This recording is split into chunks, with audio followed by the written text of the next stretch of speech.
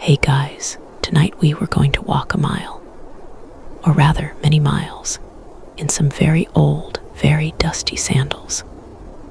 Picture this. You're standing in the middle of a vast, featureless desert. The sun, a merciless ball of fire, has been beating down on you all day. Your throat feels like sandpaper. Your stomach is rumbling a complaint that's been on repeat for hours. And the person next to you, let's call him Bartholomew, smells distinctly of unwashed goat and regret. Suddenly, a cloud of dust appears on the horizon. It's growing, fast. Inside that cloud, hundreds of Egyptian chariots, the most advanced, terrifying military hardware of the ancient world, and they're coming straight for you. Oh, and if you turn to run the other way, you're met with the vast, churning, and very, very wet expanse of the Red Sea. Let's be honest, you probably won't survive this. The odds are just not in your favor. So, before you get comfortable, take a moment to like the video and subscribe. But only if you genuinely enjoy what I do here. I'd love to see where you're all tuning in from, so drop your location and local time in the comments below. It's always a treat to see how far these stories travel. The night air in Goshen still tasted of metal and dread, a coppery tang of recent death that clung to the back of the throat. It was a silence unlike any they had ever known.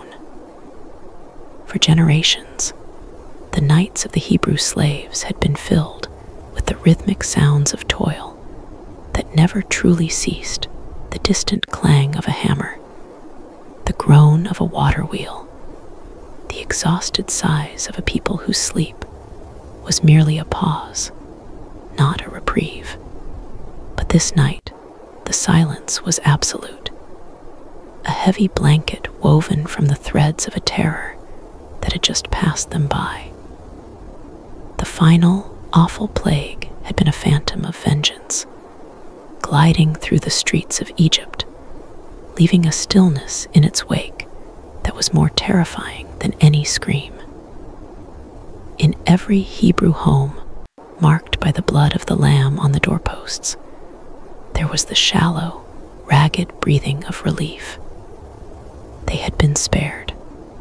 They had listened to this man, Moses, this strange, prince-stern shepherd with fire in his eyes and the voice of God on his tongue, and they had been passed over. But relief is a fleeting emotion, a gasp of air before the next wave hits. The silence was soon broken, not by the crack of a whip, but by a sound far more potent. The frantic, hurried whispers of freedom. Did you hear? The decree has been given. Pharaoh himself, his own son. Pack what you can carry. Only what you can carry. It began as a trickle. A few families stumbling out of their mud brick homes, their eyes wide and unaccustomed to the darkness beyond their own doorways. They clutched their children, bundles of unleavened dough wrapped in cloaks, and the few meager possessions they owned. There was no grand procession, no triumphant march. It was a furtive, stumbling exodus, an escape under the cloak of a nation's grief. The Egyptians, their faces streaked with tears and ash, were not stopping them. In fact, they were urging them on, pressing into their hands silver and gold and fine linens, anything to hasten the departure of this people whose God had proven so devastatingly powerful. Go, they would say, their voices hollow with loss. Go and take your curse with you. It wasn't a gift, it was an exorcism. And the Israelites, confused but desperate, took what was offered. For generations, they had made bricks without straw, They were being paid their back wages in a single, terrifying night. Imagine the scene. It wasn't an organized army marching in neat columns. It was a river of humanity, a chaotic, sprawling, messy flood of people. 2 million of them, the scriptures tell us. And that's just the men, not counting the women, the children, and a mixed multitude of others who decided to throw their lot in with these departing slaves. Think of the logistics. Think of the sheer, overwhelming noise. The bleating of countless sheep and goats, the lowing of cattle, the braying of donkeys laden with rattling pots and pans, the creak and groan of wooden cart wheels that had never been intended for such a journey, dragged by hand because there weren't enough beasts of burden. Children, overexcited and terrified all at once, were shrieking and laughing, while infants, sensing the panic in their mother's arms, wailed into the night. Old men and women, their faces etched with the memory of a lifetime of servitude, leaned heavily on staffs, their breath coming in ragged puffs, their eyes scanning the horizon for a promise they weren't sure they would live to see. Moses stood on a small rise, watching them pour out of the land of bondage. Aaron was at his side, his hand resting on his brother's shoulder, a silent gesture of support. For 40 years, Moses had been a shepherd in Midian, responsible for a flock of sheep. It was a quiet life, a life of solitude and contemplation under a vast, empty sky. Now, his flock numbered in the millions, and they were noisy, frightened, and utterly dependent on him. He could feel the weight of their 2 million hopes and their 2 million fears pressing down on him. He had spoken to God in a burning bush. He had faced down the most powerful man in the world. He had called down plagues from the heavens. But this felt different. This was the terrifying reality of leadership. It wasn't about grand pronouncements anymore. It was about finding water for the thirsty, food for the hungry, and a path for the lost. He looked at the endless stream of people, a nation born in a single night, and a tremor of doubt, cold and sharp, went through him. What had he done? What had God done? The first few days were a blur of adrenaline and bewildered joy. The taste of freedom was intoxicating.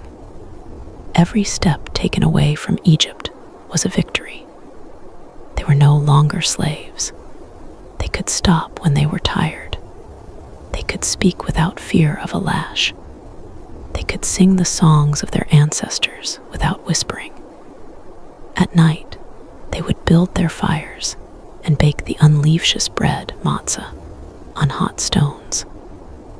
It was the bread of haste, made with no time for yeast to do its slow, patient work. And as they ate it, the flat, crisp bread tasted of liberation. They told stories, the old ones passing down the tales of Abraham, Isaac, and Jacob to a generation that had only known the sting of Egyptian sand in their eyes. They looked at their children, born into slavery, and saw for the first time a future that wasn't bound by chains. Miriam, Moses' sister, would take up her tambourine, her face alight with a fierce, prophetic joy, and lead the women in songs of praise. The desert air, so empty and vast, would fill with the sound of their gratitude. But the desert is a harsh teacher, and its lessons are learned quickly. The initial euphoria began to fade as the reality of their situation set in. The sun was relentless, a hammer that beat down on them from a cloudless sky. The landscape was a monotonous panorama of sand and rock, stretching to an unforgiving horizon. The water they carried in their skins began to run low, and what little they could find in the occasional oasis was often bitter and brackish.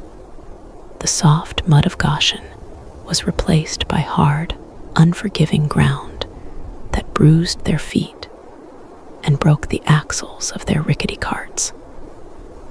The children, once excited by the adventure, began to whine and cry. The elderly struggled to keep pace. The initial chatter and singing of the caravan began to subside, replaced by a weary, trudging silence, broken only by the endless shuffle of feet and the bleating of thirsty animals. This is when the grumbling started. It wasn't a rebellion, not yet. It was a low murmur, a current of discontent that ran through the camp like a foul stream. It started in the back of the caravan, among those who were weakest and most exhausted.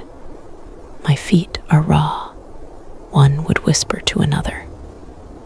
Did we leave Egypt just to die in this wasteland? The water tastes of worms. In Egypt, we had the Nile. We could drink our fill. And the food, this flat, tasteless bread.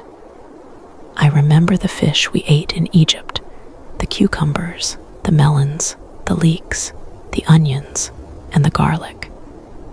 We ate for free. We had full bellies, at least. The memory of slavery, it turns out, is a tricky thing. The mind, in its desperate search for comfort, has a way of smoothing over the sharp edges of past suffering. The sting of the whip fades. The back-breaking labor becomes a dull ache. The constant humiliation is forgotten. What they remembered now was the familiarity, the predictability. They remembered the full pots of stew, conveniently forgetting that it was the stew of slaves. They remembered the shelter of their homes, forgetting they were little more than prisons. The terrifying, wide-open freedom of the desert was beginning to feel less like a gift and more like a curse. At least in Egypt, they knew what to expect. Here, there was only uncertainty and Moses. Moses heard the whispers. He saw the resentful looks. He felt the mood of the camp shifting like the desert sands. He would walk through the sprawling, chaotic encampment at night, the weight of it all settling deeper into his bones. He would pray, his voice a raw whisper against the vast silence of the wilderness. "Lord," he would plead, "what am I to do with this people? Their faith is as thin as a reed in the wind. They were freed only days ago, and already they long for their chains." And God, in his infinite and often inscrutable wisdom, provided a sign. It appeared one morning as they broke camp. A column of cloud, thick and white and solid, materialized at the head of the caravan. It was unlike any cloud they had ever seen. It wasn't a wisp of vapor drifting on the wind, it was a presence. It rose from the desert floor and towered into the sky, a definitive, deliberate pillar of divine guidance. When the cloud moved, they were to move. When it stopped, they were to make camp. It was their compass, their map, their divine GPS. And it was more than that. During the heat of the day, it spread out like a vast canopy, providing shade from the merciless sun. The temperature beneath the cloud was noticeably cooler, a pocket of divine relief in the searing heat. The people looked up at it in awe. The grumbling subsided, replaced by a renewed sense of wonder. Their God was not an abstract concept. He was a cloud, leading them through the wilderness. And then, as dusk fell and the desert air grew cold, the miracle transformed. The pillar of cloud began to glow from within, a soft orange hue that deepened and brightened until the cloud was gone, replaced by a towering pillar of fire. It pulsed with a living light, casting a warm, protective glow over the entire camp. It held the darkness at bay, a celestial bonfire that warmed them and reassured them. It was a terrifying and beautiful sight, a constant reminder that the God who had shattered Egypt was now their traveling companion. For a time, this was enough. The daily miracles of the cloud and the fire silenced their fears. They had a visible, tangible sign that God was with them. Their faith, so recently wavering, found a new anchor. But God's path is not always a straight line. After several days of travel, following the divine pillar, God spoke to Moses. The command was strange, counterintuitive, and from a human perspective, utterly foolish. "Tell the people to turn back," God said, "and encamp by the sea at Pi-hahiroth, between Migdol and the sea. You are to encamp by the sea, directly opposite Baal-zephon." Moses' heart sank. Turn back. They had been making steady progress, putting distance between themselves and their former masters. To turn back now felt like a retreat, and to camp by the sea, it was a dead end. With the sea at their back, they would be trapped. Any military strategist, any shepherd with a lick of common sense, would know that this was a terrible, vulnerable position. He could already hear the fresh wave of complaints that would erupt. "He's lost," they would say. "This shepherd doesn't know the desert at all. Turn back towards Egypt. Is he mad?" God explained the divine strategy. Pharaoh will think, the Israelites are wandering around the land in confusion, hemmed in by the desert. And I will harden Pharaoh's heart, and he will pursue them. But I will gain glory for myself through Pharaoh and all his army, and the Egyptians will know that I am the Lord. It was a test of faith, not just for the people, but for Moses himself. He had to trust that God's plan, which looked like a tactical blunder, was in fact a masterstroke. He had to stand before his people and give them an order that defied all logic, an order that would surely reignite their deepest fears. So he did. With Aaron at his side, he gathered the elders and relayed the command. "We are to turn and make camp by the sea." The reaction was exactly as he had feared. The murmuring started again, this time louder, more insistent. "The sea, why? There's nowhere to go from there. He's leading us into a trap. I knew it. I knew we should have stayed in Egypt. At least there our graves would be marked." The words were like stones, pelting Moses from all sides. He stood firm, his face a mask of conviction he didn't entirely feel. His faith was in God's word, but the cold knot of dread in his stomach was very real. He led them as commanded, turning the entire nation back on itself, towards the vast, blue expanse of the Red Sea. They They set up camp in the place God had designated, a flat, sandy plain with the impassable water before them and the empty desert stretching out behind them. The mood in the camp was grim. The pillar of cloud stood faithfully between them and the direction of Egypt, a silent, divine sentinel. But it was no longer as comforting. It now seemed to be standing guard over a prison of their own making. They felt trapped, cornered, and foolish. Meanwhile, back in Egypt, the news of the Israelites' strange maneuver reached Pharaoh. His scouts reported back, their voices filled with triumphant certainty. "They are lost," they said. "They are wandering in circles in the desert. They have camped by the sea, with no way of escape." Pharaoh, who had been stewing in a potent cocktail of grief, humiliation, and economic anxiety, saw his opportunity. The initial shock of losing his firstborn son was beginning to wear off, replaced by a cold, hard anger. What had he done?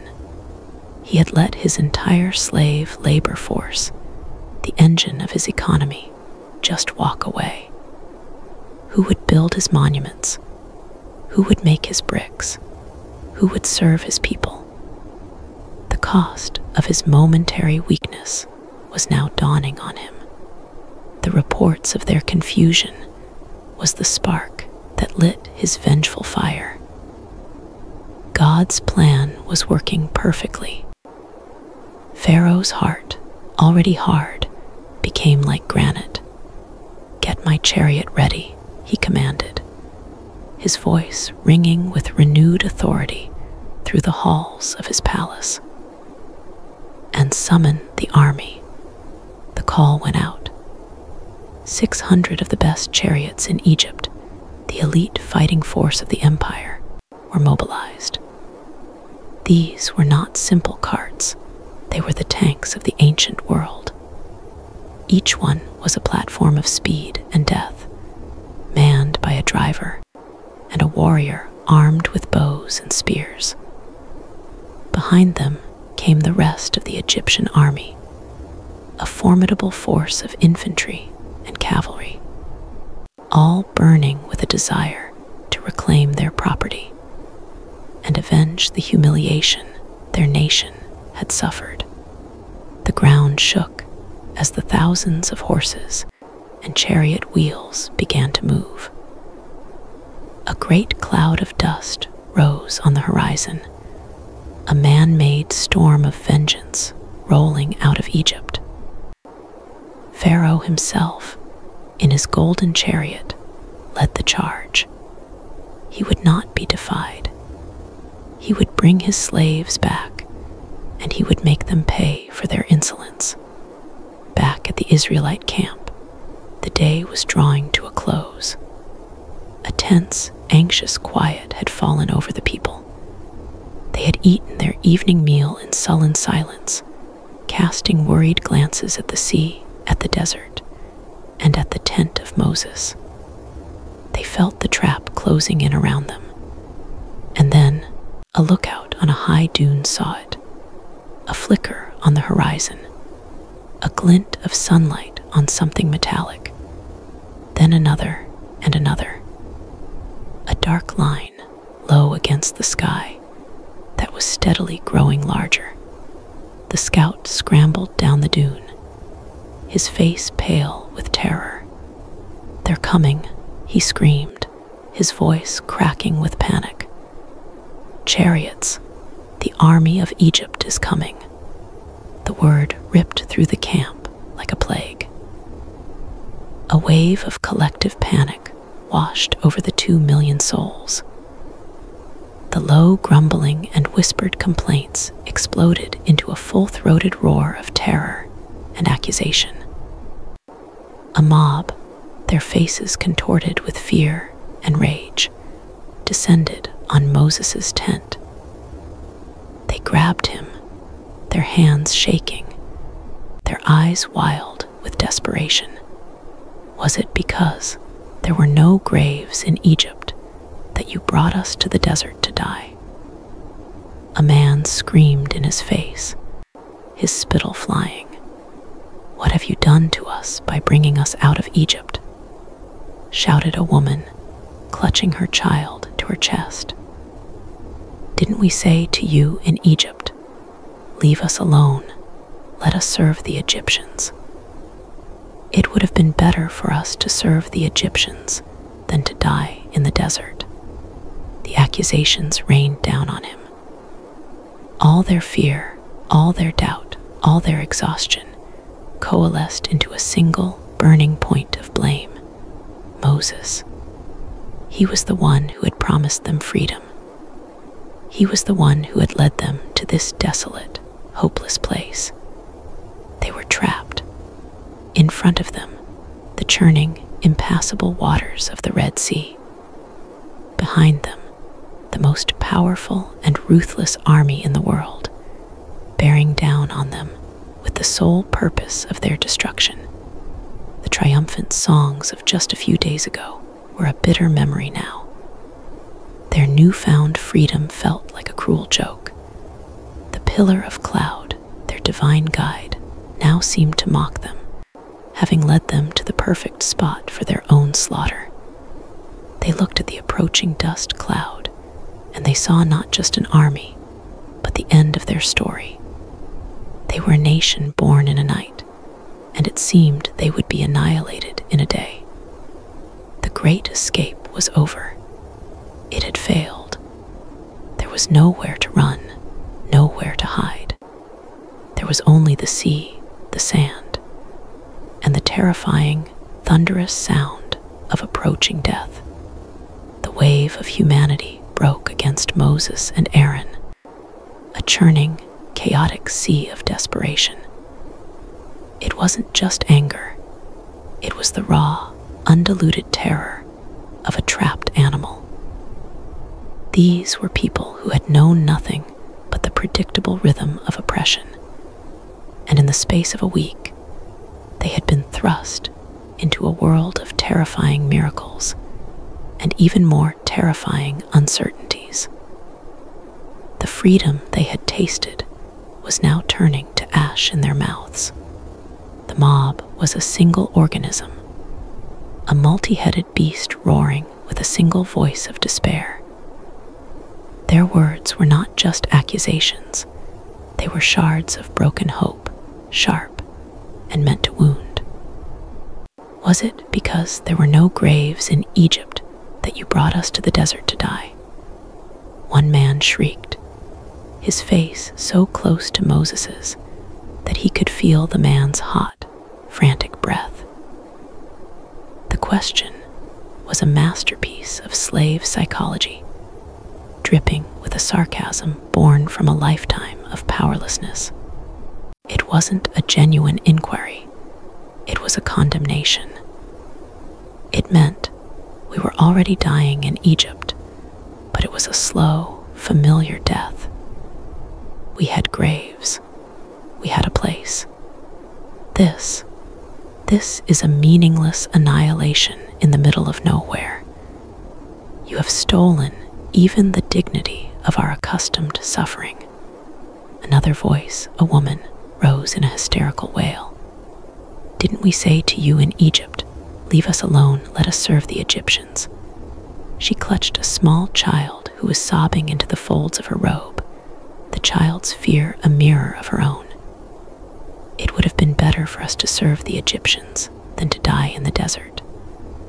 This was the heart of their complaint, the known evil versus the unknown terror. Slavery, for all its horrors, was a system. It had rules, however cruel. You knew your place. You knew the work. You knew that if you kept your head down and your back bent, you would likely receive your meager portion of food and live to see another sunrise. This new life, this freedom, had no rules they could understand. It was governed by a pillar of cloud and the strange commands of a man who spoke to a God they couldn't see. And now it had led them here, to this sandy patch of doom between an army and an ocean. Their longing for Egypt wasn't a longing for whips and chains. It was a longing for the absence of this unbearable, crushing responsibility of choice and trust. They had followed, and now they felt betrayed not by a tyrant, but by their liberator. Moses stood in the eye of this human storm, a frail 80-year-old man against a tempest of 2 million souls. The sheer force of their collective panic was a physical thing, pressing in on him, threatening to suffocate him. He could feel the ground vibrating, not just from their frantic movements, but from the distant, rhythmic pounding of the approaching chariots. The sound was getting closer, a low, guttural growl that was the sound of imminent death.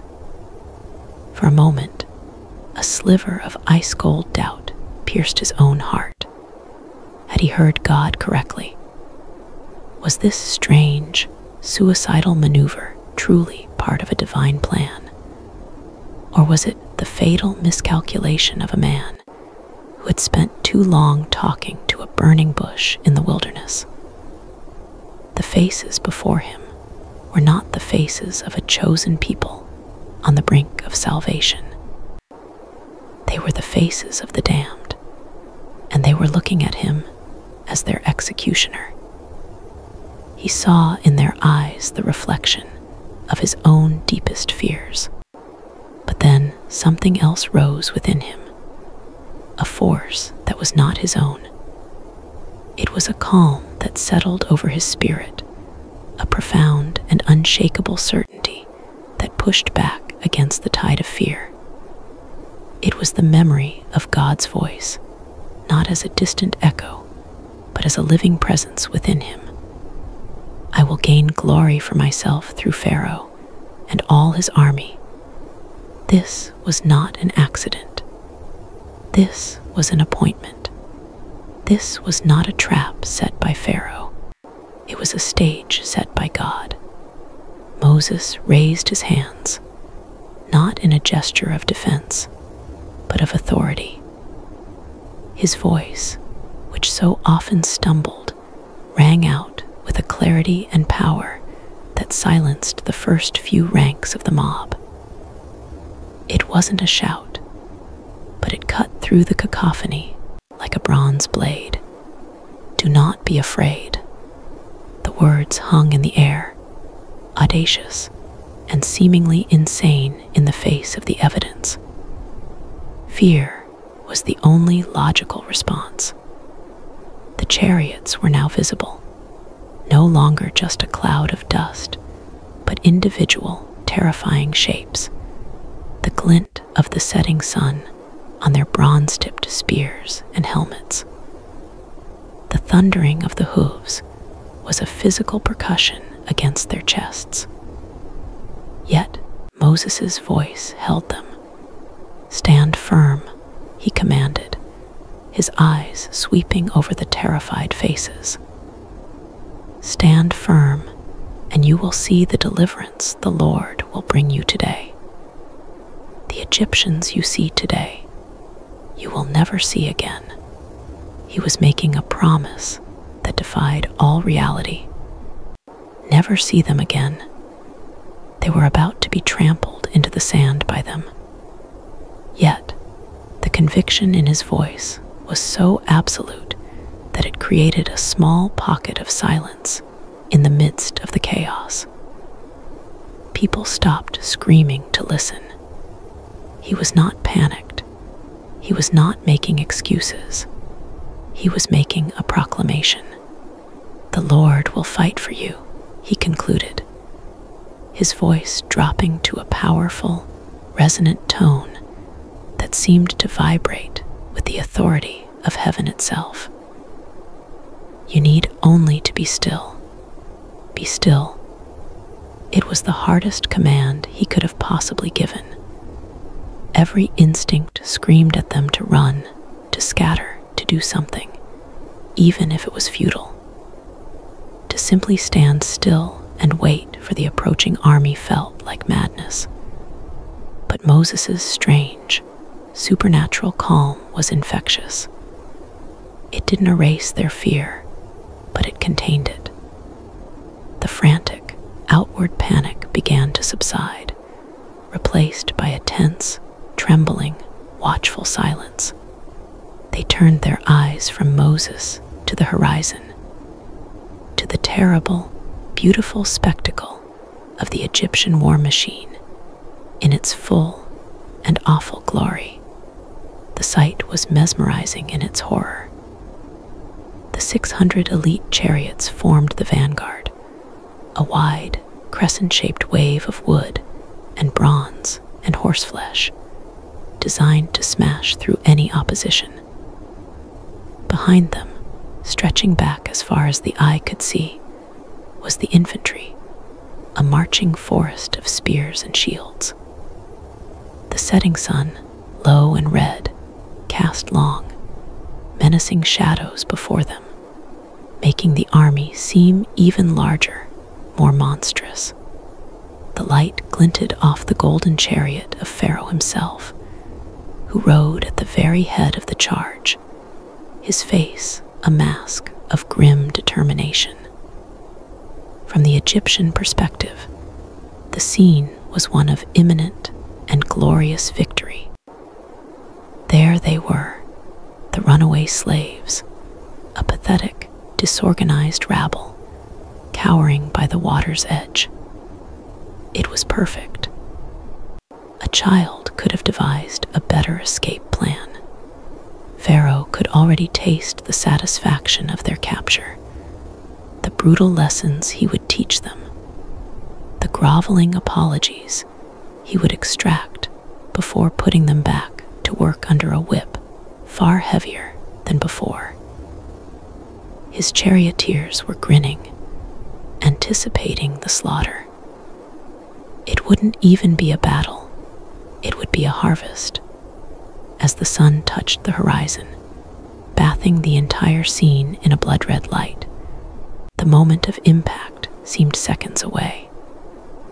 The Israelites could now hear the snorting of the horses, the war cries of the Egyptian soldiers, the creak and rattle of the chariot wheels.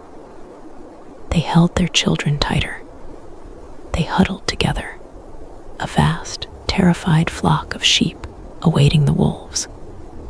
They were being still, as Moses had commanded, but it was the stillness of paralysis, the stillness of utter, hopeless resignation.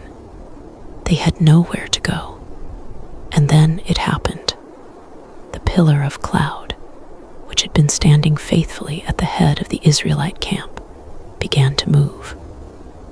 A collective gasp rippled through the 2 million people. It did not dissipate. It did not drift away.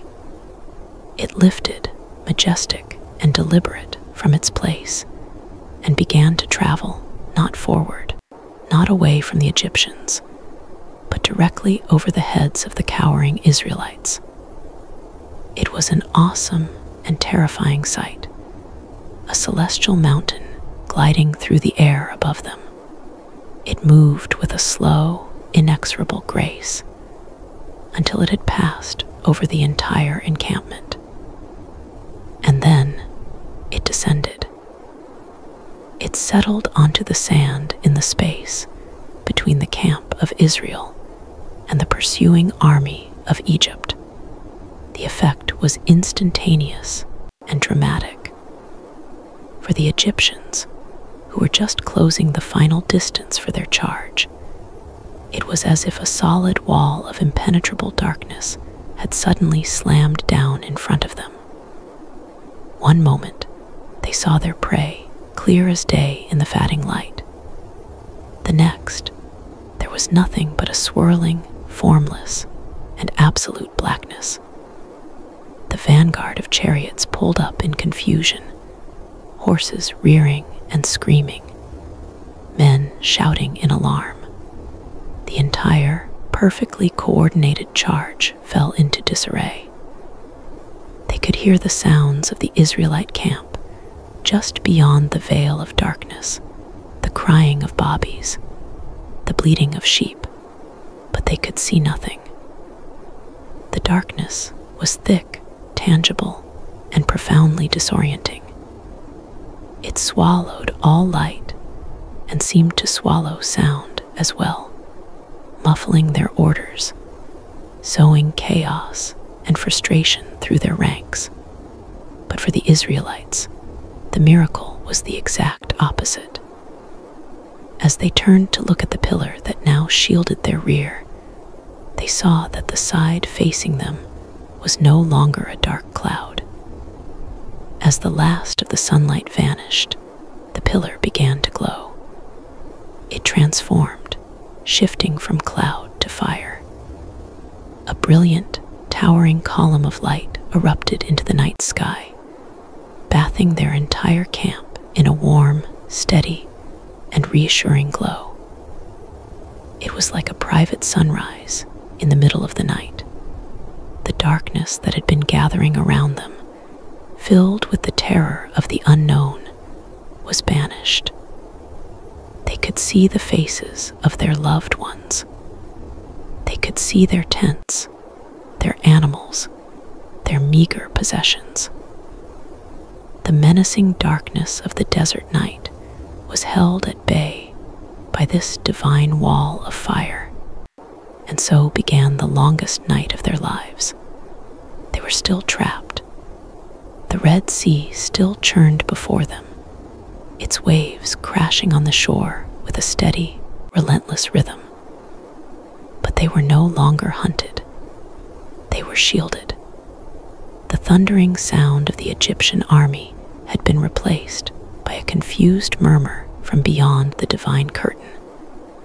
The Israelites stood, sat, or knelt on the sand, their eyes wide with a mixture of terror and awe. The immediate threat of annihilation had passed, but their fundamental problem remained. They were in a holding pattern between a miracle and a seemingly impossible situation. The night wore on. The pillar of fire burned brightly, a constant, silent testament to the presence of their God. It cast flickering shadows across the sand, illuminating the faces of the people. Old men, their faces a roadmap of hardship, wept silently, their hands raised towards the heavens. Mothers rocked their children, humming ancient lullabies, their voices trembling, but filled with a nascent flicker of hope. Young men, who hours before had felt the emasculating rage of helplessness, now stood guard at the edge of the camp, their eyes fixed on the impossible barrier of light, their fear replaced by a dawning sense of wonder. The grumbling had ceased completely. No one dared to complain. No one dared to question Moses. They were in the midst of something far beyond their comprehension, a moment where the veil between the natural and the supernatural had been torn away. They could hear the sea. In the strange, divinely lit quiet of their encampment, the sound of the water became the dominant sound, the endless crash and pull of the waves on the shore. Shhha truer, shhha truer. For generations, their ancestors had lived by the Nile, a river that gave life, predictable and calm. This was the sea, a different kind of water, wild, untamable, vast, and deep. It represented an absolute boundary, a final limit to their world. It was the ultimate dead end. They looked at its dark, churning surface, and then looked back at the pillar of fire, and they waited. They did not know what they were waiting for. They only knew that the God who could command a pillar of cloud and fire must have another move to make. This could not be the end of the story. Moses did not wait with them. He walked away from the silent, watching crowds and went down to the edge of the water. The wind was picking up, whipping his cloak around him and sending salty spray into his face. He stood there alone, a solitary figure between the protected camp and the impassable sea. He could feel the raw power of the water, the immense, chaotic energy of the waves. He looked out into the blackness, and he prayed. It was not the desperate prayer of a man without hope, but the focused, intense prayer of a man waiting for his next command. He had told the people that the Lord would fight for them. He had seen the first part of that promise fulfilled in the miraculous intervention of the pillar. Now, he waited for the second, and then the voice of God came to him again, not in a thunderclap, but in the quiet of his own spirit, a voice clearer than the roar of the sea. Why are you crying out to me? Tell the Israelites to move on, to move on. Moses looked at the churning sea. To move on where? Into the water. It was a command as illogical as the one to camp here in the first place. But there was no time for doubt. The voice continued, giving the specific, impossible instruction. Raise your staff and stretch out your hand over the sea to divide the water, so that the Israelites can go through the sea on dry ground. I will harden the hearts of the Egyptians, so that they will go in after them. And I will gain glory through Pharaoh and all his army, through his chariots and his horsemen. The Egyptians will know that I am the Lord when I gain glory through Pharaoh, his chariots and his horsemen. The instruction was clear. The outcome was promised. The glory of God was the ultimate purpose. Moses felt a surge of divine energy flow through him. He turned his back to the sea and faced the waiting nation. He walked back towards them, his face illuminated by the pillar of fire, and they could see that something had changed. The watchful waiting was over. The time for action had come.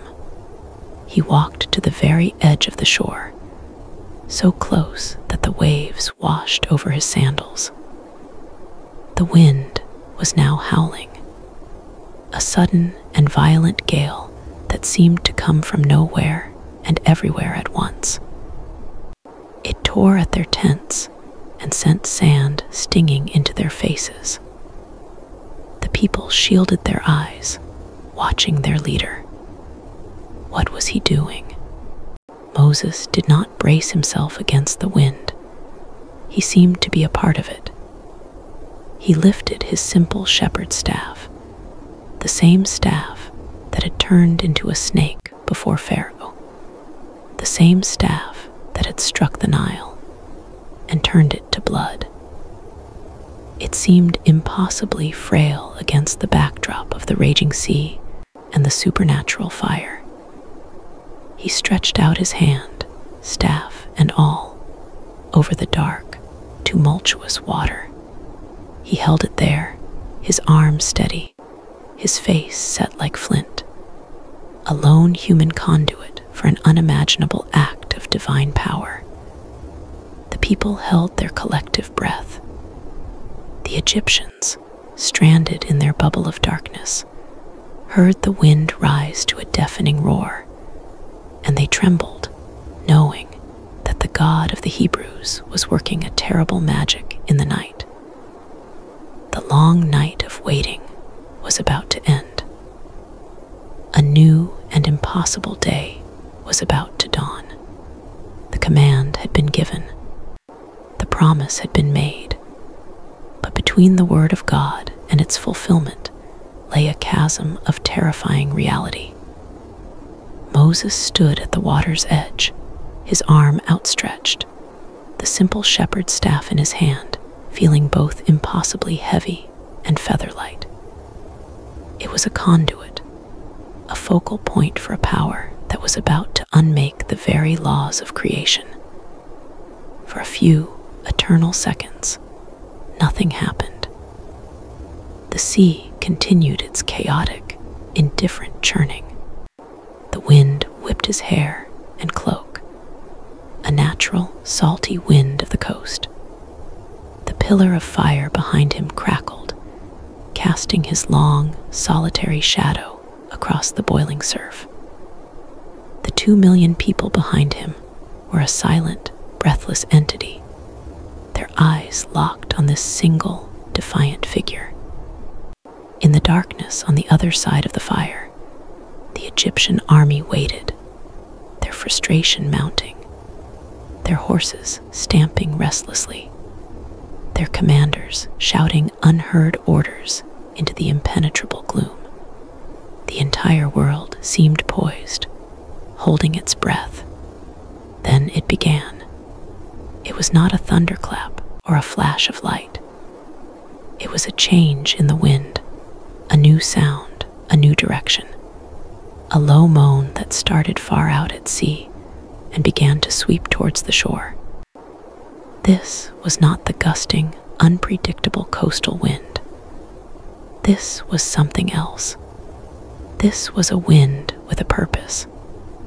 It was a single, sustained, and impossibly powerful exhalation, an east wind that began to blow with a force that had no natural precedent. The people on the shore staggered, leaning into the blast. Tents that had been hastily erected began to strain against their ropes, the fabric groaning like the sail of a ship in a hurricane. Sand was lifted from the dunes and sent scouring across the landscape, a horizontal blizzard that stung their eyes and filled their mouths with grit. They huddled lower, wrapping their cloaks tighter, pulling their children into their arms, shielding their faces from the relentless assault. The sound of it was deafening. It was a roar that swallowed the sound of the waves, the crackle of the divine fire, and the terrified cries of their own children. It was the sound of a giant, invisible hand sweeping across the face of the earth. Moses, however, did not flinch. He stood his ground, a rock in the face of this celestial hurricane, his arms still outstretched, his staff pointed at the heart of the sea. He could feel the power of it coursing around him, a raw, untamed energy that would have ripped a lesser man from his feet and thrown him into the churning water. But he was not a lesser man. He was God's appointed man. And in that moment, he was as immovable as the mountain where he had first heard the voice from the fire. The sea reacted with violent fury. At first, it seemed to resist the wind, to fight back. The waves grew larger, more monstrous, cresting and crashing against the shore with a percussive force that made the very ground tremble. Great plumes of spray were torn from the tops of the waves and flung high into the air, creating a saltwater rain that drenched the first few hundred yards of the Israelite camp. The wind and the water were at war, two primordial forces locked in a titanic struggle. The noise was a symphony of chaos, the shriek of the wind and the roar of the sea blending into a single, terrifying crescendo. To the watching Israelites, it seemed as if their situation had just gone from terrible to apocalyptic. Not only were they trapped, heavens themselves had opened to unleash a storm of unimaginable ferocity. But then those with the keenest eyes, those who dared to keep watching through the stinging, sand-filled air, noticed something impossible. The water was not just churning, it was moving. The entire mass of the Red Sea, billions of gallons of water, was beginning to yield. It was being pushed back. At first, it was just a few extra feet of wet sand exposed after a wave receded, a patch of beach that stayed uncovered for a moment longer than it should have. Then, a few feet became a few yards.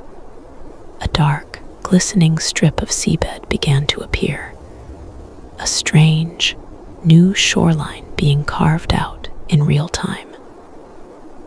The sea was not parting. It was being driven, scraped back from the land by the relentless, focused power of the wind.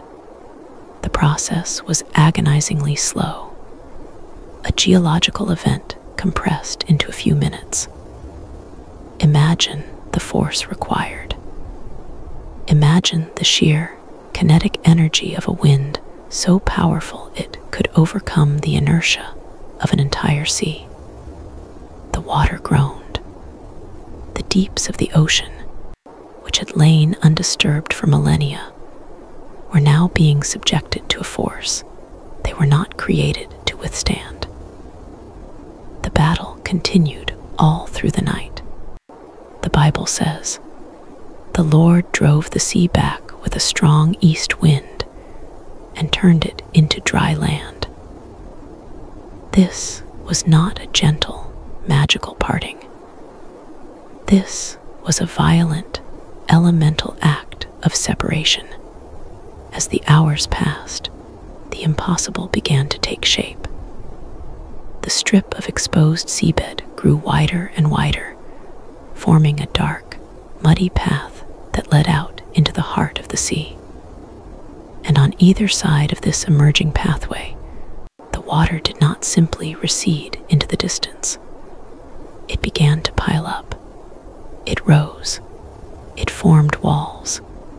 This was the pinnacle of the miracle, the part that defied all known physics. The wind was not just pushing the water away, it was holding it up. On the right and on the left, two colossal liquid mountains began to form, growing higher and higher as the path between them grew wider and deeper.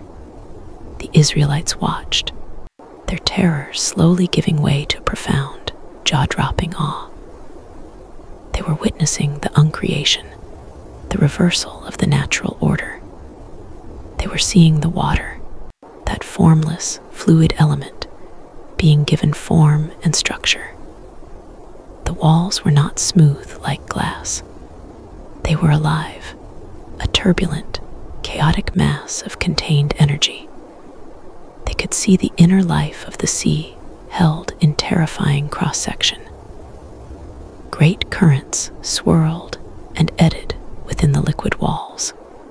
Schools of fish, their eyes wide with panic, swam in frantic, circular patterns, trapped in their vertical prison.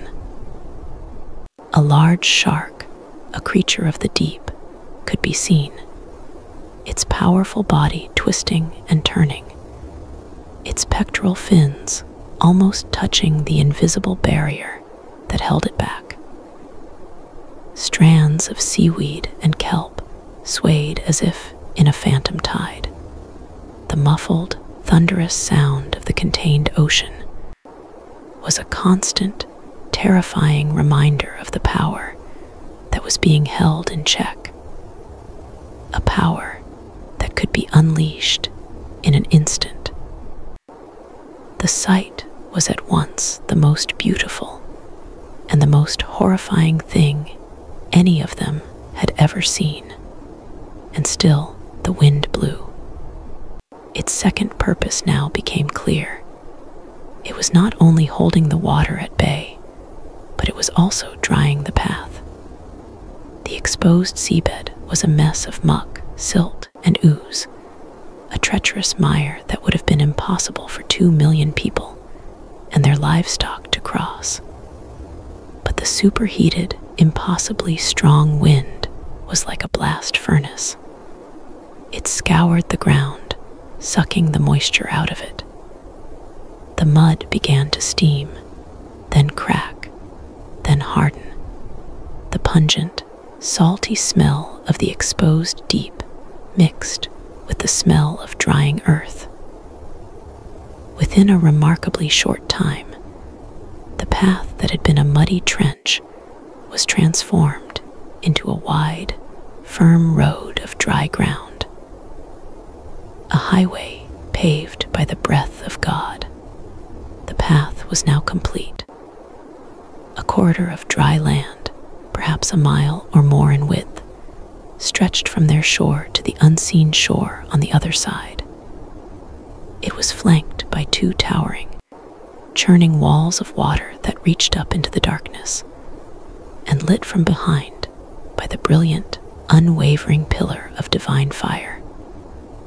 The wind, its primary work of construction done, did not cease, but it lessened its ferocity, maintaining a steady, powerful pressure that kept the walls of water in place. A relative quiet descended, broken only by the steady hum of the wind and the deep, resonant thrum of the captive sea. The moment had come. The way was open. Moses turned from the sea and faced his people. His face, illuminated by the fire, was calm and resolute. He raised his staff, not towards the sea this time, but towards the people. "Move on," he commanded, his voice carrying over the wind. "The Lord has made a way for you. Walk." And still they hesitated. Who could blame them? For their entire lives, they had known one truth. You do not walk into the sea. The sea is death. It is the end. To willingly walk into a valley with walls of water that defied gravity, with sharks and leviathans swimming just feet away from you, held back by nothing you could see, was an act of faith so profound it bordered on insanity. They looked at the path, then at the water, then at Moses. Fear, cold and primal, was still a powerful force. The very sight was an assault on the senses, a paradox that the mind struggled to accept. An old man, his name lost to history, took the first step. Perhaps it was Natshon, the prince of the tribe of Judah, as rabbinic tradition suggests. A man of faith so bold that he was willing to wager his life on the promise of God. He walked past Moses and onto the dry seabed. His sandals made a soft, crunching sound on the hardened sand. He did not sink. The ground was firm. He took another step and another. He walked out into the chasm, into the shadow of the liquid walls, and nothing happened. A woman, clutching her baby, followed him. Then a family, then a dozen. A murmur went through the crowd, a wave of courage passing from one to another. It was real. The path was safe. The exodus into the sea began. It was not a frantic rush, but a slow, orderly, and awestruck procession. The priests and the Levites went first, carrying the sacred articles, their faces a mixture of solemn duty and sheer wonder. Then came the tribes of Israel, family by family, clan by clan. They were a river of humanity flowing into the channel God had carved for them. The scale of the migration was immense. 2 million people, with their carts, their donkeys, their sheep, and their cattle, descending into the heart of the sea. The procession stretched for miles. As the first groups were reaching the middle of the sea path, the last groups were just leaving the shoreline. Imagine what it was like for them to be in that place. The air was cool and filled with the salty tang of the deep. The ground under their feet was unlike anything they had ever walked on, a mixture of sand, crushed shells, and smooth, sea-worn stones. Above them, the sky was a black, star-dusted canopy, unobscured by the pillar of fire which was now at their rear, lighting their path from behind and casting their long shadows before them. And to their sides, the constant, mesmerizing, and terrifying spectacle of the water walls. Children would point, their eyes wide, at the strange fish swimming past at eye level. Parents would pull them closer, their hearts pounding with a mixture of fear and exultation. They walked in a profound, reverent silence. The grumbling was gone. The complaints were forgotten. The longing for Egypt had been scoured from their souls. How could you long for a predictable pot of stew when you were walking through the belly of a divided ocean on a road made by the breath of God? They were seeing with their own eyes that their God was not a local deity of Goshen, not a tribal god whose power was limited by geography. This was the God of the wind and the waves, the God of creation itself. He was a God who did not just rescue them from their trouble, but who could make a way through it, a way where no way existed. This journey through the sea was more than just an escape. It was a baptism for a new nation. They were walking away from their old identity as slaves, leaving it behind on the Egyptian shore. They were walking through the impossible, through the very symbol of chaos and death. And they were walking towards a new life, a new identity as a redeemed and free people. The long night wore on. The procession continued, a slow, steady stream of light and life moving through the dark chasm. Moses and Aaron walked among them, offering words of encouragement, helping the elderly, ensuring the column kept moving. Every step was an act of faith. Every glance at the churning walls of water was a reminder of both their own fragility and the immense power that was preserving them. They were completely, utterly dependent on the miracle holding. If the wind were to stop for even a single second, they would all be annihilated, crushed, and drowned in an instant. Their safety rested entirely on the faithfulness of the God who had made the promise. From the Egyptian side, the scene was one of utter confusion. The pillar of cloud and fire remained an impenetrable barrier. They could hear the wind, a terrifying, unnatural roar that chilled them to the bone. They could hear the strange, groaning sounds of the sea, but they could see nothing. Their scouts, sent to probe the edges of the darkness, would simply vanish into it and not return, or would come back babbling about a solid wall of blackness. Pharaoh, his heart hardened by pride and rage, was not deterred. He was convinced this was some kind of Hebrew magic, a trick that would soon fail. He ordered his army to wait. As soon as the sun rose, the darkness would surely lift, and he would have his revenge. He could not have known that by the time the sun rose, his enemy would be gone, and that the the stage was being set not for his victory, but for his complete and utter destruction. He waited in the dark, blind to the miracle unfolding just a few hundred yards away, a miracle that was sealing his doom. The pathway through the deep was not an escape route for Israel alone. It was also a trap, perfectly designed and patiently laid for the pride of Egypt. The journey through the sea was a journey through a dream. For the Israelites, time itself seemed to warp and stretch within the watery canyon.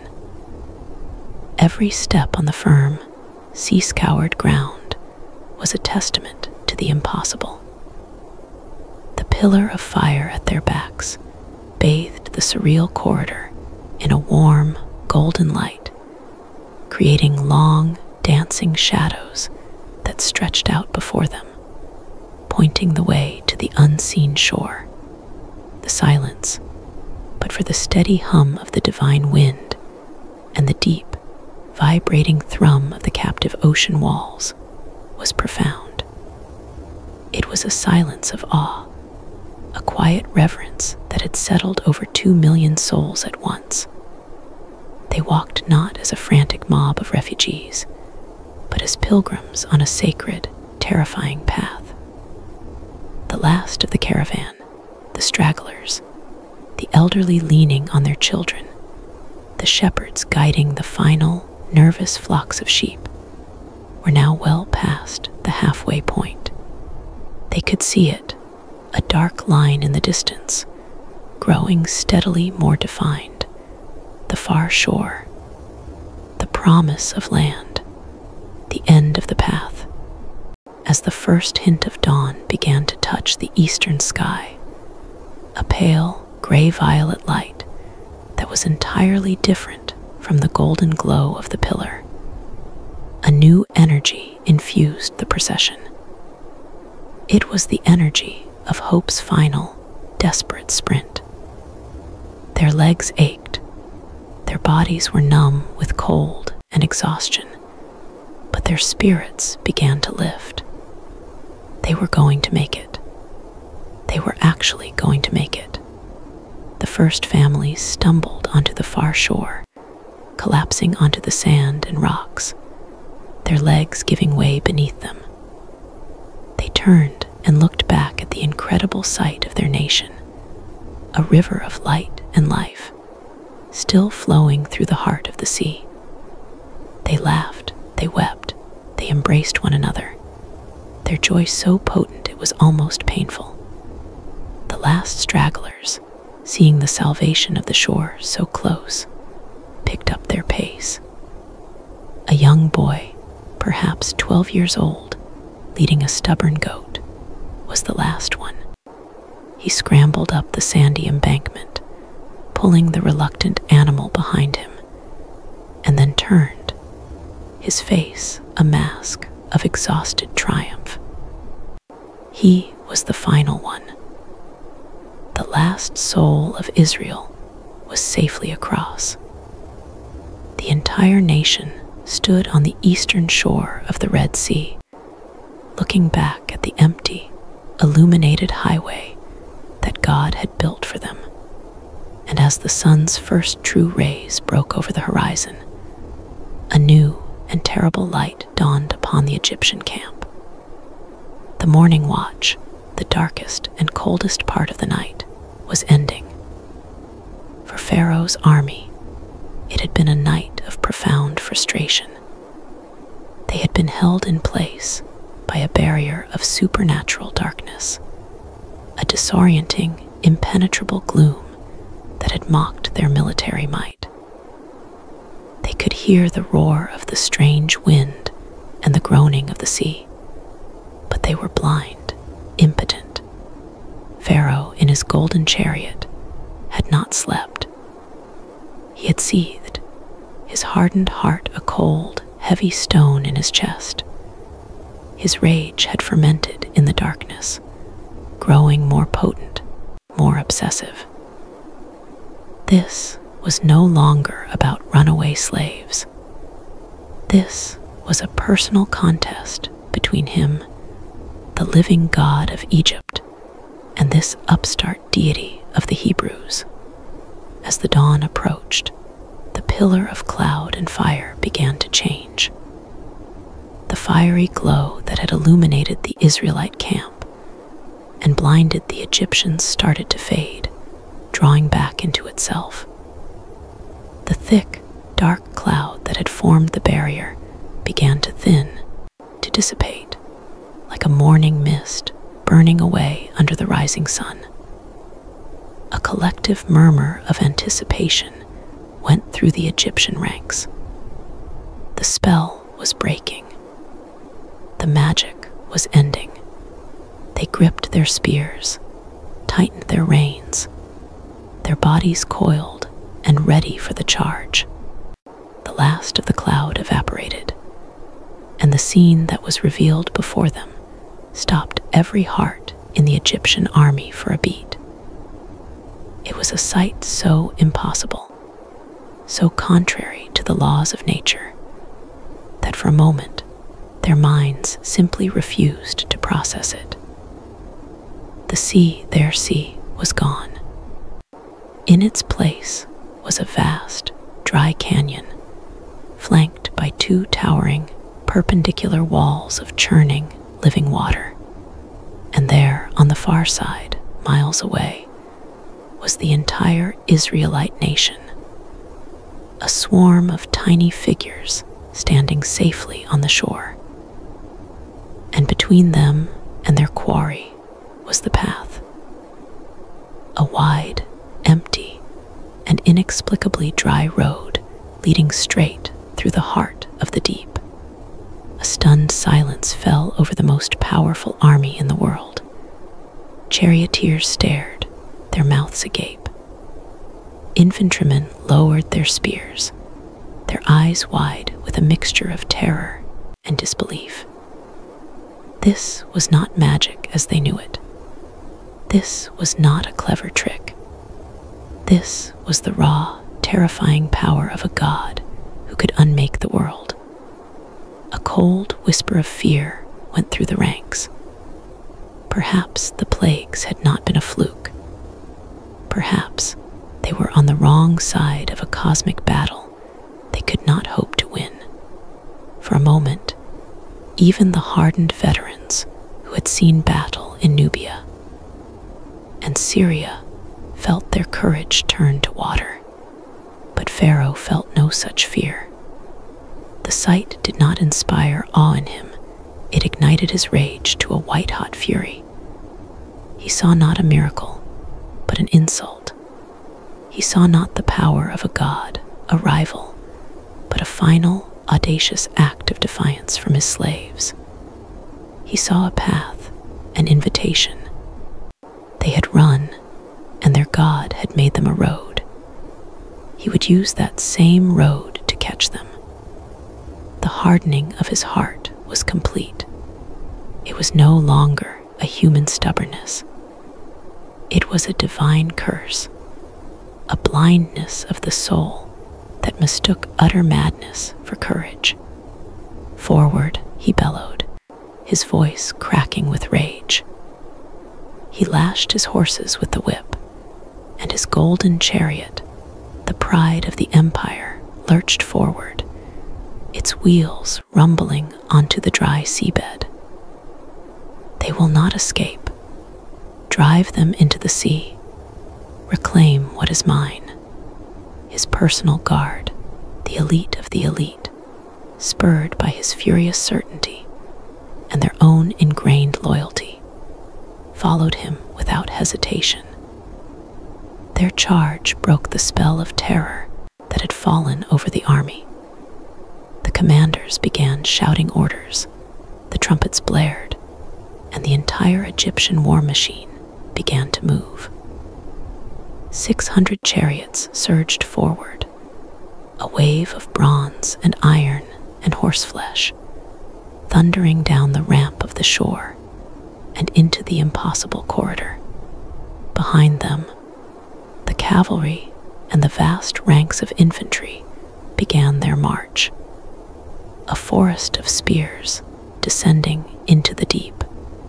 The Israelites on the far shore watched in horror. Their moment of joyous relief was shattered. "They're coming," a woman shrieked, and a wave of panic rippled through the crowd. They had escaped the trap, only to see their pursuers follow them through the very escape route. They were exhausted, disorganized, and on foot. The Egyptians were fresh, disciplined, and mounted on the fastest war machines of the age. Even with the head start, they would be run down and slaughtered on the open plains of the desert. They turned their terrified eyes to Moses, their hope once again draining away, being replaced by the familiar, cold dread. Was this miracle simply a postponement of their execution? From the perspective of the Egyptian charioteers, the first few minutes of the chase were exhilarating. The ground was firm, the path was wide, and their enemy was in plain sight. They let out triumphant war cries, the sound echoing strangely between the towering walls of water. The horses, magnificent animals bred for war, stretched their powerful legs, their hooves pounding a thunderous rhythm on the seabed. They were closing the distance with terrifying speed. The Israelites were a disorganized rabble. They would be upon them in minutes. The sheer, alien nature of their surroundings was momentarily forgotten in the bloodlust of the chase. They looked up at the walls of water not with fear, but with a kind of arrogant curiosity. They were the army of Pharaoh. They feared nothing. They drove their chariots deeper and deeper into the heart of the sea. But God was watching, and now he began to fight. The Bible says that in the morning watch, the Lord looked down on the Egyptian army from the pillar of fire and cloud and threw it into a panic. The pillar, which had now moved to hover over the sea itself, seemed to change. From its heart, a strange, disorienting light pulsed, a strobing, unsettling light that seemed to warp the very air. A low, vibrating hum filled the corridor, a sound that went straight to the bone and set the teeth on edge. The Egyptian soldiers felt a sudden, inexplicable wave of terror wash over them. It wasn't the rational fear of battle. It was a primal, gut-wrenching dread, a sense of a vast, malevolent presence looking down on them. The horses were the first to break.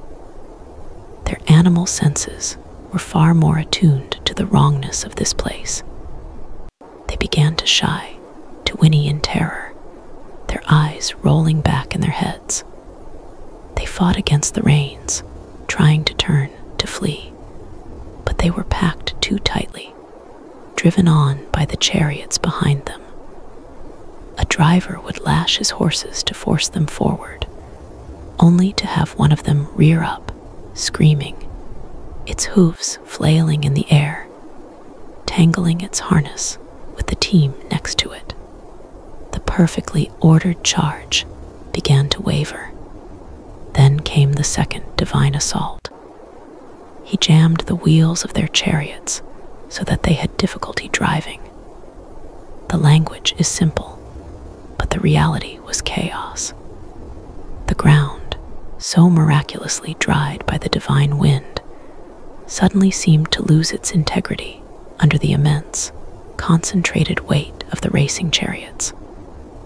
The hard-packed surface gave way to the soft, deep mud beneath. A chariot wheel, spinning at full tilt, would suddenly sink 6 inches into the seabed, the axle groaning under the strain. The sudden deceleration would throw the driver and the warrior forward. The chariot would lurch violently to one side, its wheel locked in the grip of the sea mud. The first chariot to get stuck caused a catastrophic chain reaction. The one immediately behind it, unable to stop in time, slammed into its rear, the sound of splintering wood and screaming horses echoing off the water walls. A third chariot swerved to avoid the wreckage, only to have its own wheels sink into the mire, causing it to flip over completely, throwing its occupants onto the ground to be trampled by the horses of the next wave. Within minutes, the vanguard of the Egyptian charge had devolved into a horrific, impassable pileup. It was a traffic jam from hell in the middle of the Red Sea. Axles snapped, wheels broke, horses, tangled in their harnesses and maddened with terror, fell with broken legs, their screams a horrifying counterpoint to the shouts of their masters. Pharaoh, trapped in the middle of the chaos, watched his elite fighting force, the very symbol of his power, disintegrate before his eyes. Chariots were mired up to their axles, their drivers lashing their horses in a futile attempt to break free, only succeeding in driving them deeper into the mud. The infantry, pressing from behind, ran into the wall of wreckage and panicked horses, their orderly march collapsing into a confused, terrified mob. The divine panic intensified. Soldiers began to see things in the churning water walls, spectral, menacing shapes that seemed to watch them from the deep. They looked up at the pillar of cloud and fire, and they saw not just a cloud, but a face, the terrible, judging face of the God of the Hebrews. The realization finally dawned on them, a cold, dawning horror that cut through their pride and their rage. "Let's get away from the Israelites," one soldier screamed, his voice thin with terror. "The Lord is fighting for them against Egypt." The cry was taken up by others. "Flee, flee, their God is destroying us." The mission was no longer to recapture the slaves. It was to escape this terrible, watery trap. They tried to turn their chariots around, but it was impossible. The path was too narrow, the wreckage too dense. They were stuck, a helpless, struggling mass of men and animals, caught in the very heart of the miracle. On the far shore, Moses stood watching. The terror of the Israelites had turned back to awe as they saw the Egyptian army fall into chaos. They could see the divine intervention at work. They could see their enemies, so terrifying just moments before, now being confounded and destroyed by an invisible hand. The Lord was indeed fighting for them. Then the voice of God came to Moses one last time by the sea. "Stretch out your hand over the sea so that the waters may flow back over the Egyptians and their chariots and horsemen." The command was solemn, final. This was not an act of creation, but of judgment. Moses, his face grim, turned back to the sea. He did not hesitate. He walked to the water's edge, to the place where the corner of the great water wall met the land. He raised his hand, the same hand that held the staff, the same hand that had initiated the miracle. He stretched it out over the sea, over the struggling, panicked army of Egypt. The effect was instantaneous. The wind stopped. The steady, divine pressure that had held the two mountains of water apart for hours simply ceased.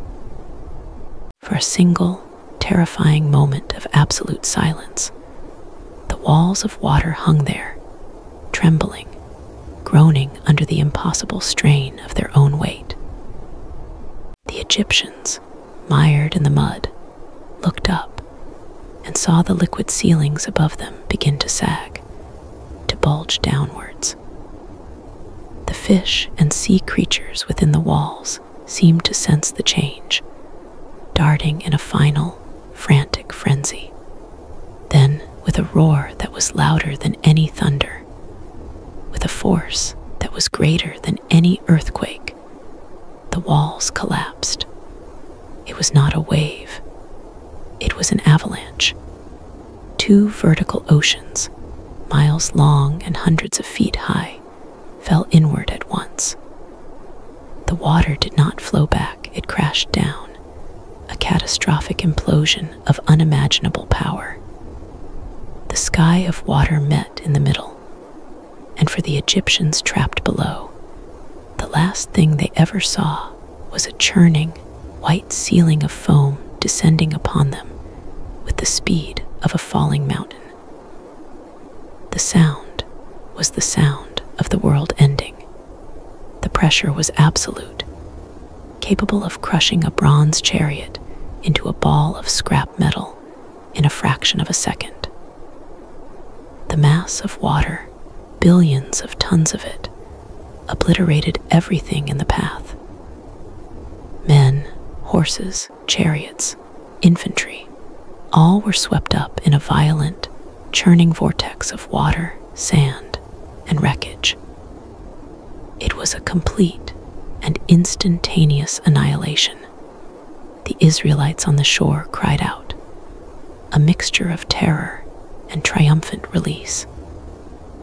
They were hit by a blast of air and spray as the sea slammed back into its natural bed.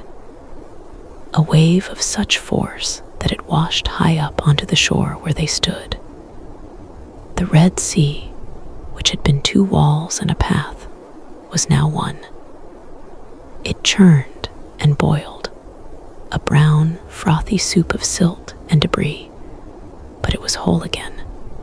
And then silence, a profound, ringing silence. The shouting was gone. The screaming of horses was gone. The rumble of chariots was gone. There was only the sound of the sea, settling back into its ancient rhythm, the waves washing gently onto the shore, as if nothing had ever happened. Of the entire mighty army of Egypt, the pride of the world's greatest empire, nothing remained. Not one soldier, not one chariot, not one survivor. The Bible states it with stark, brutal finality. Not so much as one of them remained. The Red Sea had become the grave Pharaoh had so sarcastically offered the Israelites in the desert. The deliverance was complete. The Egyptians they had seen that day, they would never, ever see again, unrose. It was an ordinary sunrise, the same one that had crested the jagged peaks of the Sinai Peninsula for millennia. But for the people huddled on the eastern shore of the Red Sea, it was the first sunrise of a new creation. The light, pale and clean, spilled across the landscape, chasing away the last of the night's deep shadows and extinguishing the supernatural glow of the divine pillar, which now receded into the blue of the morning sky, becoming once again a simple, though immense, column of cloud. The light touched the water, and the sea, which had been a churning, muddy cauldron of judgment, began to settle, its surface transforming into a dazzling sheet of silver and gold. And the light fell upon the faces of the people. 2 million faces, streaked with salt spray and sand, etched with exhaustion, but illuminated from within by a light that was not of the sun. It was the light of a dawning, bewildering, and earth-shattering hope. For a long time, no one spoke. The silence that fell was different from the tense, fearful silence of the night before. This was a silence of pure, unadulterated shock. The psychic whiplash was too severe for the mind to immediately comprehend. 24 hours ago, they had been a fugitive mob, trapped and awaiting their own slaughter. They had screamed accusations at their leader, their faith in tatters, their hearts filled with the bitter longing for the familiar miseries of Egypt. Now they were standing on a shore of impossible deliverance, their enemies not just defeated, but erased from existence. The sea before them was calm. The sky above them was empty of threat. They were, for the first time in 400 years, completely and utterly free. The concept was too vast, too absolute, to be absorbed all at once. A child too young to understand the fullness of the terror or the miracle took the first step. He toddled down to the water's edge, where the waves now lapped gently at the sand. He dipped his hand in the water, tasted the salt, and then looked back at his mother with a quizzical expression, as if to ask, "Is this it? Is this the monster we were so afraid of?" His simple, innocent act broke the spell. A low murmur rippled through the crowd, a sound of collective exhalation, the sound of 2 million people breathing out the terror they had held in their lungs for what felt like a lifetime. People began to move. They stumbled to their knees, their hands digging into the solid, real sand of the shoreline. They touched their own faces, their children's faces, as if to confirm they were still alive, still whole. They looked at their neighbors, their friends, and saw their own stupefied wonder reflected back at them. And then the tears came. Not the hot, angry tears of despair, but the cleansing, cathartic tears of a relief so profound it felt like a physical weight being lifted from their souls. Husbands and wives embraced, their bodies shaking with silent, racking sobs. Parents clutched their children, burying their faces in their small bodies, their hearts overflowing with a gratitude that had no words. And then they began to see what the sea was giving back. The tide, turning now, began to deposit the grim spoils of God's victory onto the shore. First, it was a splintered chariot wheel, its bronze hub gleaming in the morning sun. Then a tattered piece of a royal banner, the insignia of Pharaoh's own house, now just a wet, pathetic rag.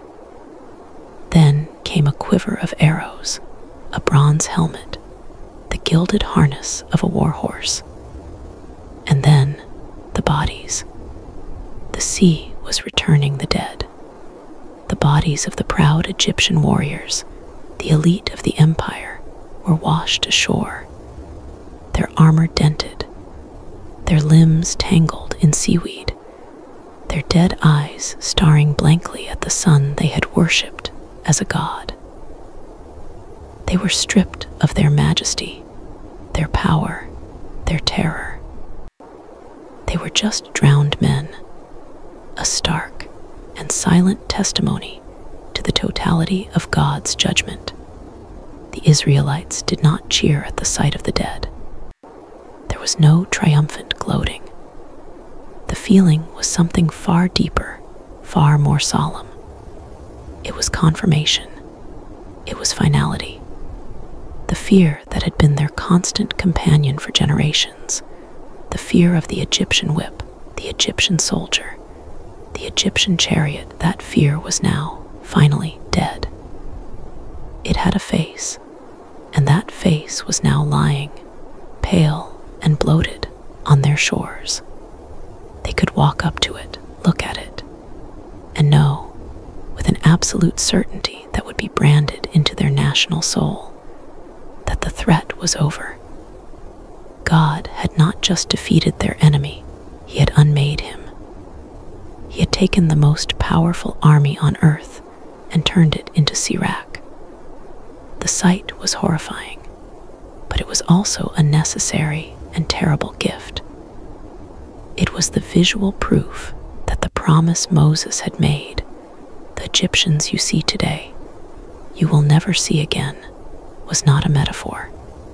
It was the literal, absolute truth. Moses stood on a small rise of rock, watching his people. He saw their tears, their embraces, their stunned, silent gazing at the wreckage on the shore. He saw the slow, dawning comprehension in their eyes. The weight of their fear had been his to carry, and he felt it lift not just from them, but from himself. He looked at the sea, now so placid, and then up at the sky, where the pillar of cloud stood as a silent, waiting sentinel, the God who had spoken to him from a bush, who had armed him with a simple staff, had fulfilled his promise in a way that shattered every human category of possibility.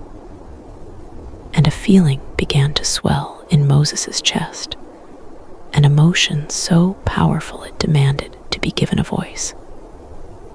It was a feeling of awe so immense, of gratitude so profound, that it could not be contained in a simple prayer of thanks. It needed a song. His voice, when it came, was not the voice of a trained singer. It was the rough, weathered voice of a shepherd, a man more accustomed to the silence of the wilderness than the songs of a court. But it was filled with a power that was not his own. It rang out over the shore, clear and strong in the morning air, and a hush fell over the people as they turned to listen to their leader. He was not giving them a command. He was not offering a word of instruction. He was offering a word of worship. "I will sing to the Lord," he began, his eyes fixed on the distant horizon, as if he could see the very throne of heaven. "For he is highly exalted." The words were simple, declarative. This was the thesis statement of their new reality. The people listened, their hearts resonating with the truth of it. The horse and its rider he has hurled into the sea. A roar of agreement went up from the crowd. This was not an abstract theological statement. This was an eyewitness account. They had seen it. They had watched as the pride of Egypt, the war horses and their bronze-clad riders, were tossed about like driftwood and swallowed by the waves. The song was not just Moses' song, it was their song. It was the story of their own eyes. The Levites, the priestly tribe, picked up the melody, their trained voices adding harmony and depth. Then the elders joined in. Then the men, their deep, rumbling voices creating a powerful chorus that rolled across the beach. Moses continued, his voice rising in strength and passion, as if the song itself were infusing him with divine energy. He was not just recounting events, he was interpreting them, giving them their true and eternal meaning. "The Lord is my strength and my song," he declared. And here the song shifted from a collective story to a personal testimony. The word was my, not our, my. In that moment, every individual on that shore felt the truth of it in their own bones. The God who had saved the nation had saved me. He had saved my child, my wife, my father. The miracle was national in scope, but it was personal in its application. He has become my salvation. Salvation wasn't a future hope. It was a present reality. It was the solid ground beneath their feet. It was the air in their lungs. He is my God, and I will praise him, my Father's God, and I will exalt him. He connected their present experience to their past heritage. This was not a new, unknown deity.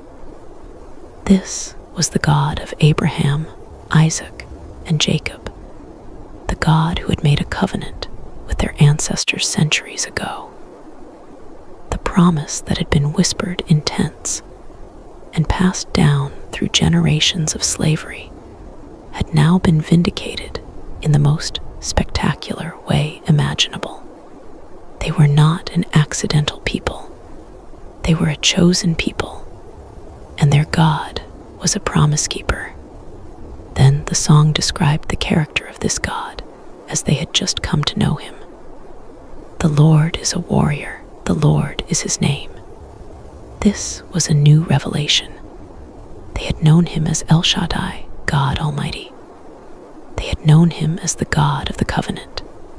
But now they knew him as a warrior, not a king who sends his armies to fight for him, but a warrior who fights himself. He had not asked them to pick up a sword or a spear.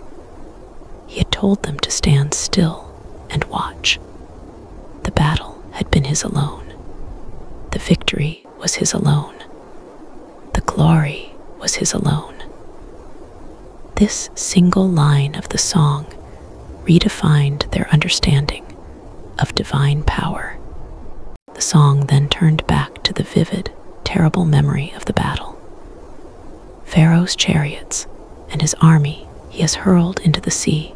The best of Pharaoh's officers are drowned in the Red Sea. They could picture it perfectly. The golden chariots, the plumed helmets of the officers, all sinking beneath the waves. The deep waters have covered them. They sank to the depths like a stone. The image was perfect in its finality. There was no struggle. There was no desperate swimming. The power that had held the water up had collapsed with such force that it had driven them to the bottom, as if they were stones. The arrogant pride of Egypt had been given the weight of a rock and plunged into the abyss. The justice of it was poetic and terrifying. As Moses sang these lines, the people would look at the wreckage washing ashore, the tangible proof of the song's truth. It was a multi-sensory worship experience. They heard the words, they remembered the sight, and they saw the evidence at their feet.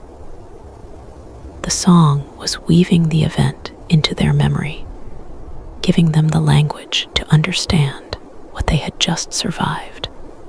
The chorus rose again, this time with a new understanding, a new depth of awe. Your right hand, O Lord, was majestic in power. Your right hand, O Lord, shattered the enemy. They pictured the hand of God, an invisible cosmic hand, first holding the waters back, and then, in a fist of judgment, smashing the pride of Egypt to pieces. It was the hand that had guided them, the hand that had protected them, the hand that had fought for them. The song soared to its theological peak, a question that was also a declaration, a challenge to the entire pagan world they had just left behind. Who among the gods is like you, O Lord? Who is like you, majestic in holiness, awesome in glory, working wonders? This was the ultimate lesson of the plagues and the Exodus.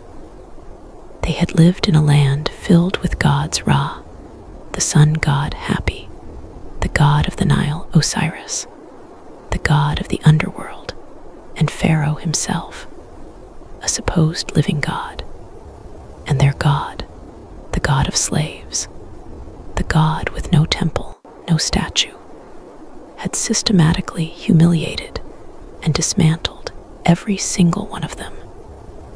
He had shown the sun god he could create darkness. He had shown the Nile god he could turn his sacred waters to blood. And he had shown the living god, Pharaoh, that he was merely a man whose firstborn could die like any other, a man whose armies could be drowned like rats in a flood. The song was Israel's first great declaration of monotheism, a truth learned not in a classroom, but in the crucible of a divine showdown. All other gods were nothing. Their God alone was holy, glorious, a worker of wonders. The song continued, recounting the terror of their enemies, not just the Egyptians, but the other nations who would hear of this event. The nations will hear and tremble. Anguish will grip the people of Philistia. The chiefs of Edom will be terrified. The leaders of Moab will be seized with trembling. The people of Canaan will melt away. This was a prophetic utterance. The miracle of the Red Sea was not just for them. It was a message to the entire world. A new power had entered the stage of history. The story of what happened at the Red Sea would travel faster than they could. A wave of terror that would go before them, weakening the hearts of the enemies they would one day have to face. God was not just clearing their past, He was clearing their future path. And then the song pivoted from the past deliverance to the future promise. It became a song of faith, a statement of trust for the journey that was just beginning. In your unfailing love, you will lead the people you have redeemed. In your strength, you will guide them to your holy dwelling. They were a redeemed people. They had been bought, not with silver or gold, but with the mighty axe of God. And the same love that had redeemed them would now lead them. The destination was named God's holy dwelling, the promised land. Standing on the shores of the Red Sea, with the desert before them, that land was still a distant dream. But the song declared it as a certainty. The God who could split a sea could surely guide them through a wilderness. The God who could drown an army could surely bring them home. The song concluded with a vision of their final victory, a promise of a future kingdom. The Lord will reign forever and ever. It was the ultimate statement of faith. Pharaoh's reign had ended at the bottom of the sea, but the Lord's reign was eternal. They were now citizens of this eternal kingdom, a kingdom ruled not by a fickle human tyrant, but by a holy, powerful, and loving God. As the last notes of the men's chorus faded, the sound of the sea and the cries of the gulls filling the silence, a new sound began. It was the sharp, percussive jingle of a tambourine. Miriam, the sister of Moses and Aaron, stepped forward. She was an old woman now, her face deeply lined, her hair white as snow, but her eyes burned with the fire of a prophetess. This was the same Miriam who, as a young girl, had stood by the Nile, cleverly watching over her baby brother in his basket of reeds, ensuring his safety. Her life had bookended this story of slavery and redemption. She had seen its beginning, and now she was seeing its glorious, impossible conclusion. In her hand, she held a simple tambourine, an instrument of joy. She looked not at Moses, not at Aaron, but at the women of Israel. And she began to sing, her voice high and clear, a piercing cry of victory. She sang the refrain, the heart of the matter, the one line that contained the entire miracle. Sing to the Lord, for he is highly exalted. The horse and its rider he has hurled into the sea. And as she sang, she began to dance. It was not a slow, stately dance. It was a dance of wild, uninhibited, ecstatic joy. Her old body moved with a youthful energy, her feet light on the sand, her tambourine shaking a triumphant rhythm that was the heartbeat of their newfound freedom. Cheer went up from the women. They ran to their bundles and pulled out their own tambourines. Where did they get them? Perhaps they were among the gifts the Egyptians had pressed upon them to hasten their departure. Perhaps they had been treasured possessions, carried all this way, waiting for a moment of joy worthy of their music. One by one, then in dozens, then in hundreds and thousands, the women of Israel joined Miriam. A great orchestra of tambourines filled the air, a sound of pure, percussive celebration, and they too began to dance. It was the dance of liberation. These were women who had given birth to sons, knowing they might be thrown into the Nile. These were women who had watched their husbands beaten, their daughters violated. They had lived their entire lives under a cloud of oppression, their every movement dictated by the whims of their masters. Now they danced. They danced for their saved children. They danced for their living husbands. They danced for themselves, for their own bodies that were now their own. They swirled and spun on the sand, their cloaks flying, their faces upturned to the sky, their laughter mixing with their tears, the rhythm of their tambourines, a fierce, joyful declaration of their freedom. It was a spontaneous, cathartic, and holy explosion of praise, a fitting response to a miracle that was beyond words. They stood on that shore for a long time, a new nation born from the sea. They were no longer a rabble of slaves. They were people who had a story, a song, and a God. They had learned the most profound lesson of all, that their God was a God who makes a way where there is no way.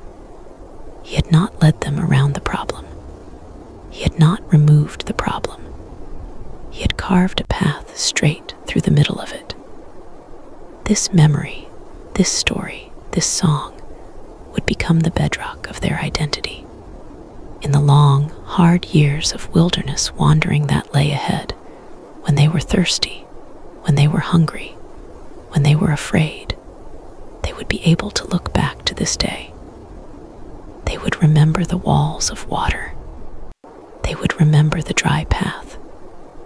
They would remember the song of Moses and the dance of Miriam.